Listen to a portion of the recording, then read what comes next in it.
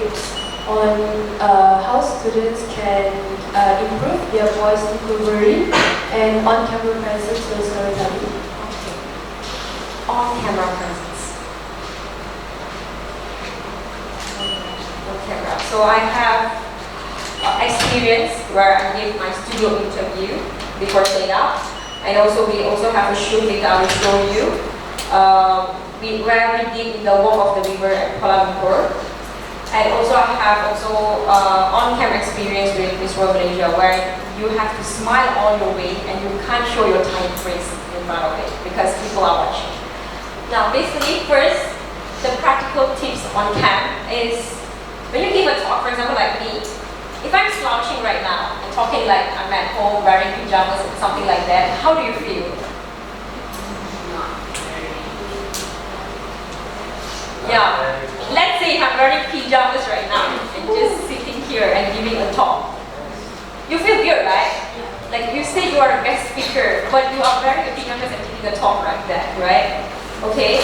And I always like tell myself that wherever you go, let your outfit speak first before you speak. Okay? And then followed by speak like you're talking to a friend, not performing. As in, don't just file everything, the script. Just continuously talk, okay, with your own experience. And then followed by stand or sit upright with confidence, okay. Even you are scared inside, like you are kind of shaking, always make sure that you are confident outside. Never show your fear, okay. That's one of the key, very like key element, key point for you to look very presentable on camera. As well as smile with your eyes, especially when I was in Miss World Malaysia, even you are tired, you have problems and stuff, you cannot like show to the world because Miss World is kind of like a very big beauty pageant. I don't know if you know that. You know what is Miss World, right? You've heard of it. Yeah, it's a very big pageant. So basically, wherever you walk, you go, you talk, you smile, people are having cameras all around, 360 degrees. Like there's a camera with you. You don't know where they are going to. Like basically you're a celebrity. So you cannot like show any kind of like emotions like you're angry or sad. You always need to smile and you need to look very presentable. Okay? So always smile. And also practice your script a lot until it flows. Sometimes you need script. It's not like just blankly I can speak. Sometimes there's people who are having this fear of making mistakes, the FOMM. So you need script sometimes, but not just blindly like follow it. You can just take a few points, as well as record yourself and watch with your judgment. For example, even me, before I give this talk, I usually practice in front of my mirror first. I see how the way I talk, the way I sit, am I presentable? All these things I will practice, even though I'm giving a speech right now. So practice makes perfect, so you need to do that as well. So yeah, this is one of the examples. We are literally shooting in front the Walk of River at Kuala Lumpur. There are people watching. So confidence. Even if you are scared when you do it.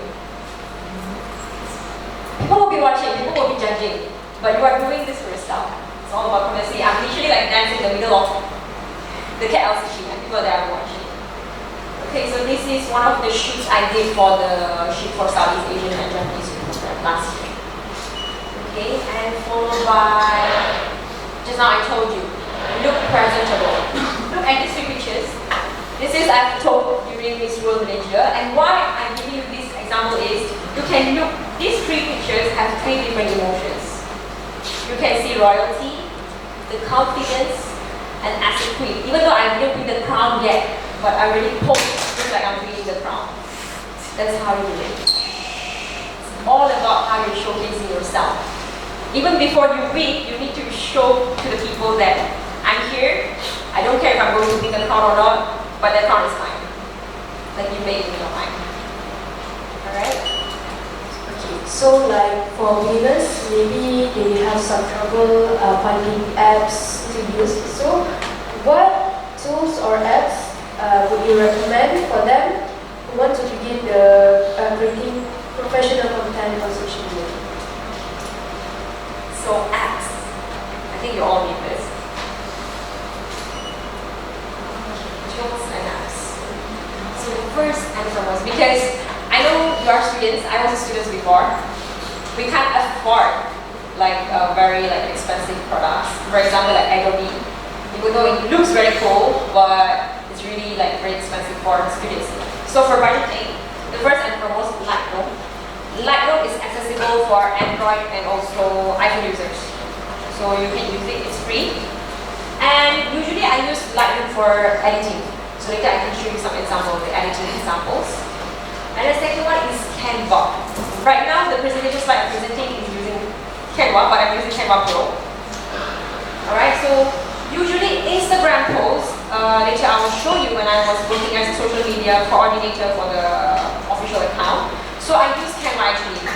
The whole post Instagram thing, from creating the content, putting the pictures, removing the background and everything is from Canva. So Canva, usually they will update every month with new posts, Instagram posts. Okay? For example, you can actually search carousel posts. Do you know carousel? Yes. It's kind of linked, right? So that is right now the most trending contents that the social media content creators and UGC creators are using it. Okay, it's quite viral right now and trending. And followed by poster designing. Sorry for the typo, there's a E missing. Trending posts and templates. All these you can search it at Canva apps. Okay.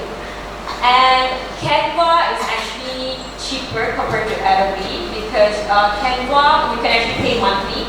For example, you can pay for this month, you do all the content. Next month you can just unsubscribe.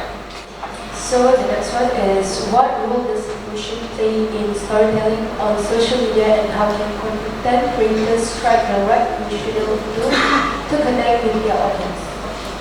Emotions. Okay, make your content as easy to resume, because if you see like the current content creators, they all start from scratch, right?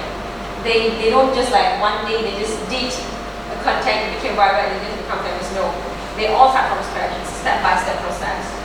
Okay, now when we talk about emotions, yeah, I'm sorry, I forgot to show you. So this is the example I've used in Canva.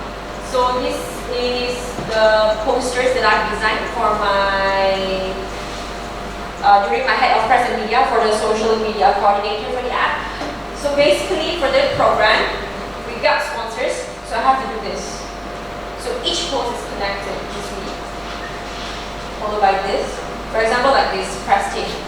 Every single posters I did here was from Canva. I just changed a little bit of the contents.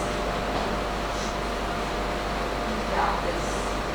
And usually I try to do something unique. So for example, like this, if you see through, every single post, I did it like a film poster. Alright? And every single wording there is, they have episodes by episodes. So episode 1, episode 2, episode 3. So this is the unique thing that actually make and attract audience. Okay? Yeah, so this is the account. Okay. Now back to the questions. Emotions. Before we speak, our eyes will speak. Right? Emotions. Even before you try to tell someone something, your face already shows emotions. Emotions play a very important role, especially if you are going to become a content creator or interested to become a content creator. So first, emotion is the whole. Like just now I told you that when you are scrolling through Instagram or TikTok, you will pause scrolling just because something connected to you. Emotions. Alright? It makes people pause scrolling, but the key is to be genuine and not dramatic. Sometimes if we are too dramatic, people will start to like comment bad stuff. They will like start like not engaging with your contents because they can feel like it's not very engaging, it's very dramatic. Okay? And followed by match the tone to your message. So every content you're creating has a message in it. Yes, there are some people they just create for fun and it became viral one day. But mostly if you see those content creators who always like doing content and they are actually like enlarging their followers, their likes, their views, they actually have a tone in their message. Whether it's happy, sad, angry, every single thing is done by there and then. So here, you always need to take a look at that. Don't force your tears. If you're happy, just show your emotion. You're happy. If you're sad, just show it that you are sad. Always try to connect your emotions with the audience. So from your experience, what common mistakes do beginner content creators make when trying to tell stories online, and how can they prevent it? Common mistakes content creators make. Okay, this is based on my research, what I've seen.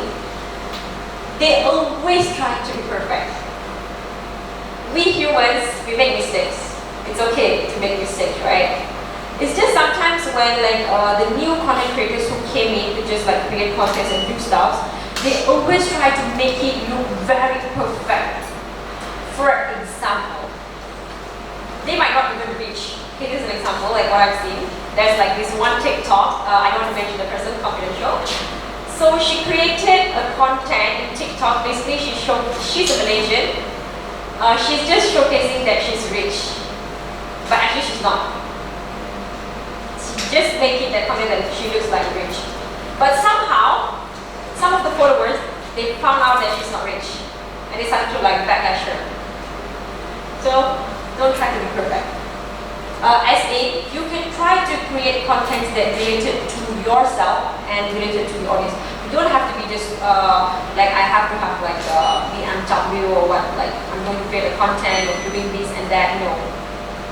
Do something that's related to yourself with your budget and also that is going to connect with the audience. Alright?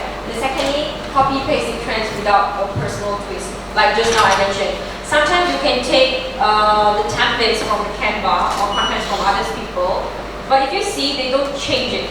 They will just copy and paste it, even from the outfit, the emotions and everything. If you make it something unique, it actually attracts the people because it's one, it's unique, second, it's new, because nobody take it. Alright?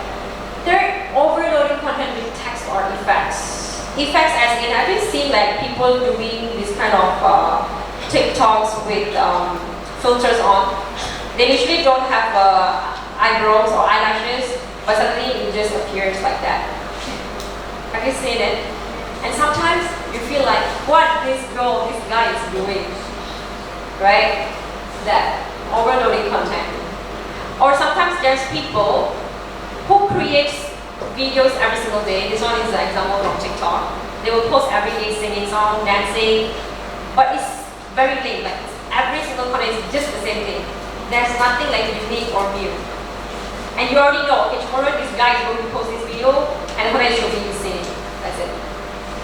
Okay, overloading content. And also giving up too soon with no likes. I want to emphasize on this because there are some of our Gen Z, I'm also Gen Z, I'm young. So Gen Z, we have a mindset where if you don't get enough likes, you just give up. You usually focus on the likes too much. But you don't focus on the audience and also you don't focus on the content that you're creating is actually qualified for the people. So always remember, it's not about the quantity and it's not about the likes, quantity. It's about the quality. Because one day, that content you're creating is going to uplift you. Okay? And people always remember quality products rather than quantity.